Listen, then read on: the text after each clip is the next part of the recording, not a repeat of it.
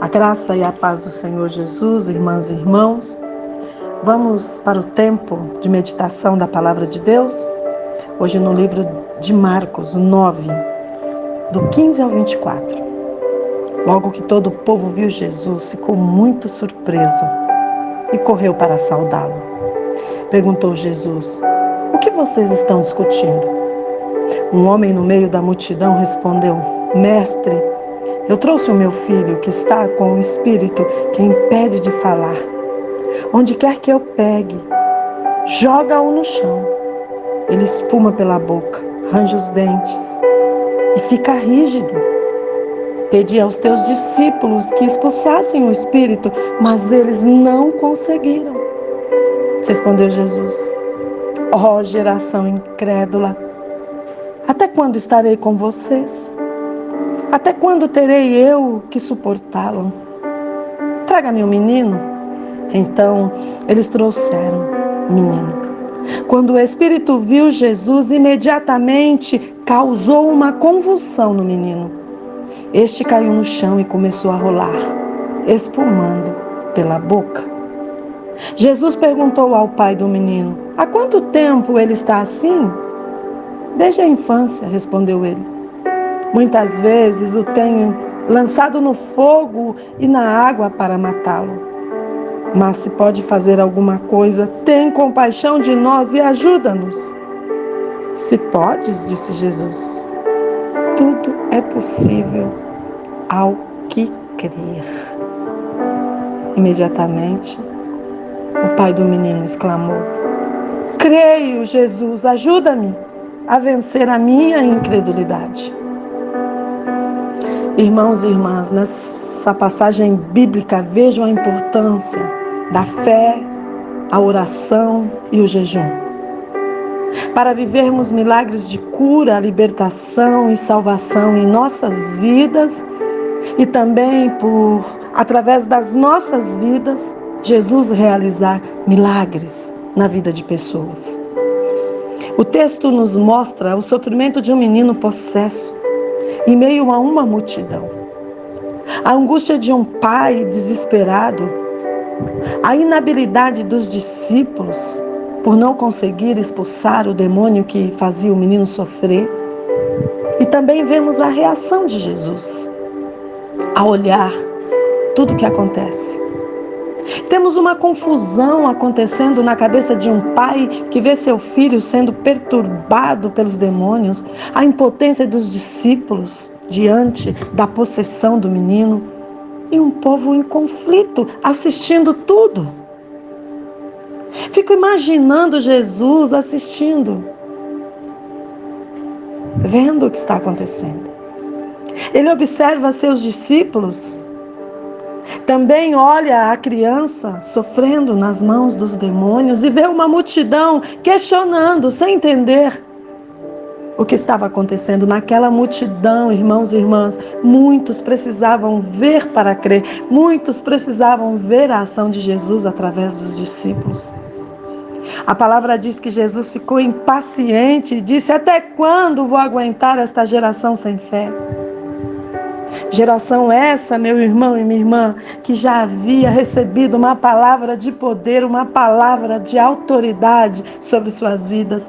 A palavra diz em Marcos 16, do 16 ao 18, "Quem crer e for batizado será salvo, mas quem não crer será condenado.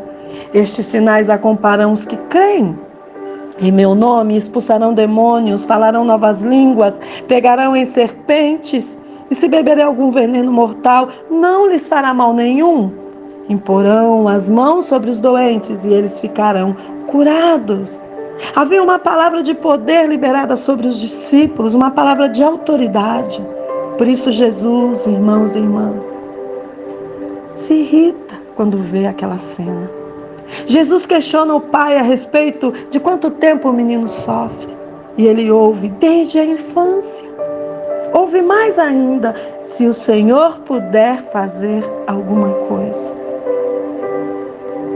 Oh, irmãos e irmãs, a frase do pai expressa a situação real do povo naquela época. A incredulidade e a falta de preparo. O pai sofria com o filho desde pequeno. estava com a fé abalada, estava fraco. Mesmo assim vai até os discípulos, aqueles que representam a igreja de Cristo. Ele deseja encontrar o caminho da cura. Ele encontra um grupo de seguidores de Jesus totalmente despreparados. O pai, enfraquecido fisicamente, psicologicamente, espiritualmente, após anos sofrendo, encontra uma igreja que não consegue acolher o seu problema, não consegue resolver, ajudar o seu problema em nome de Cristo. Então, irmãos e irmãs, Jesus chega até ele.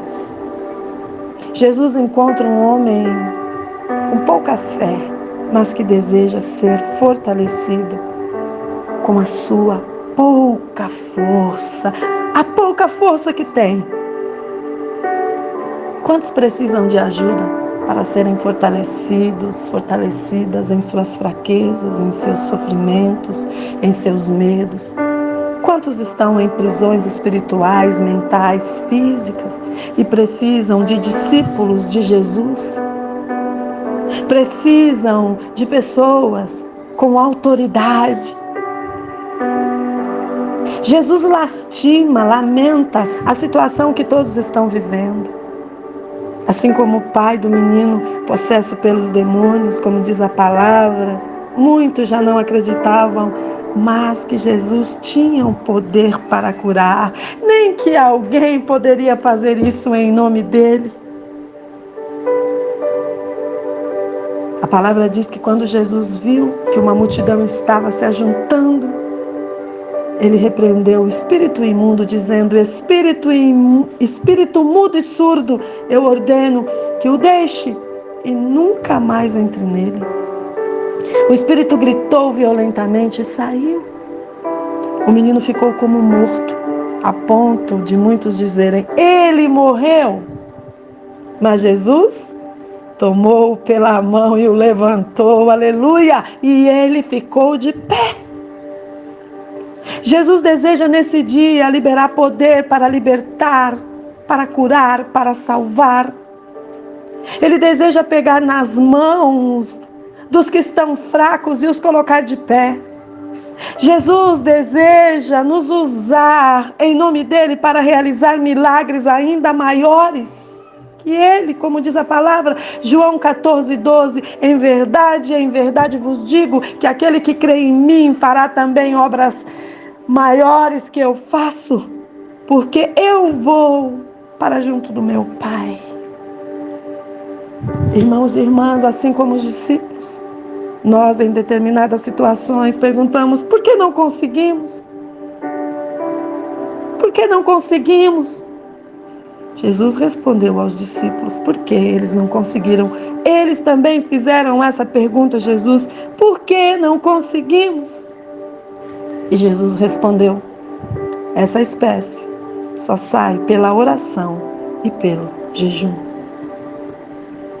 Esse tempo, irmãos e irmãs, que separamos para jejuar, orar e buscar mais de Deus, é porque sabemos que sozinhas, não iremos conseguir ir muito longe.